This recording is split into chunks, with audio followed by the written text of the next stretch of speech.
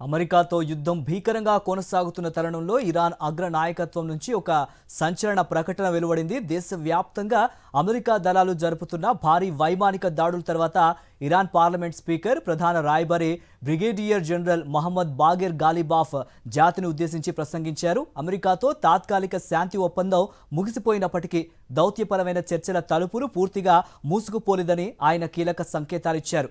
యుద్ధ క్షేత్రంలో పోరాటంతో పాటు జాతీయ ప్రయోజనాల కోసం చర్చలు కూడా ఒక వ్యూహాత్మక ఆయుధమేనని ఆయన స్పష్టం చేశారు.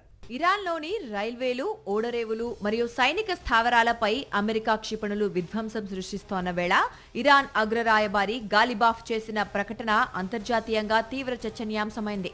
ఇరాన్ అధికారిక టెలివిజన్ ద్వారా ప్రసంగించిన ఆయన యుద్ధ రంగాన్ని మరియు దౌత్య రంగాన్ని సమన్వయం చేసుకోవాల్సిన అవసరం ఉందని పేర్కొన్నారు. యుద్ధానికి లేదా చర్చలకు ఇరాన్ భయపడదని, ఈ రెండు దేశ ప్రయోజనాలను కాపాడే మార్గాలేనని ఆయన స్పష్టం చేశారు. ప్రస్తుత క్లిష్ట పరిస్థితుల్లో అమెరికాతో చర్చలు జరపటం అంటే లొంగిపోవటం కాదంటూ వ్యాఖ్యానించారు. గాలిబాఫ్ చేసిన ఈ ప్రకటన అటు అంతర్జాతీయ సమాజంతో పాటు ఇటు ఇరాన్ దేశీయ రాజకీయాలను ఉద్దేశించి చేసినట్లు విశ్లేషకులు భావిస్తున్నారు.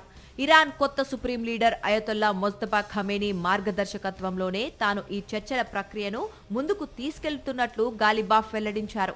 అమెరికాపై పూర్తి స్థాయి యుద్ధం ప్రకటించాలని, సుప్రీం లీడర్ మరణానికి పగ తీర్చుకోవాలని డిమాండ్ చేస్తోన్న ఇరాన్ తీవ్రవాద హార్ట్ లైనర్ శ్రేణుల నుంచి తనకు వ్యతిరేకంగా వస్తోన్న విమర్శలను ఆయన తిప్పికొట్టారు.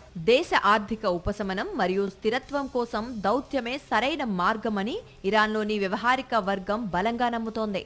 మరోవైపు హార్ముజ్ జలసంధిపై ఇరాన్ తన పట్టును సడలించే ప్రసక్తే లేదని గాలిబాఫ్ తేల్చి చెప్పారు. ఒమన్ తీరం గుండా నౌకలను నడిపిస్తూ అమెరికా గతంలో కుదిరిన 14 అంశాల శాంతి ఒప్పందాన్ని ఉల్లంఘించిందని ఆయన ఆరోపించారు. హార్ముజ్ జలసంధిని తమ ఆధీనంలో ఉంచుకోవటం ఇరాన్ జాతీయ భద్రతకు అత్యంత కీలకమని స్పష్టం చేశారు.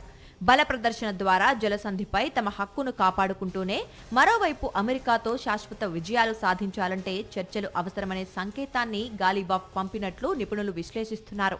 ఇరు దేశాల మధ్య యుద్ధ తీవ్రత పెరుగుతున్నప్పటికీ దౌత్యానికి ఇంకా అవకాశం ఉందనే ఈ ప్రకటన పశ్చిమాసియా సంక్షోభంలో ఒక కొత్త మలుపుగా మారే అవకాశం ఉంది. మరిన్ని అప్డేట్స్ కోసం ఛానల్ ను సబ్స్క్రైబ్ చేయండి. నోటిఫికేషన్స్ కోసం బెల్ ఐకాన్ పై క్లిక్ చేయండి.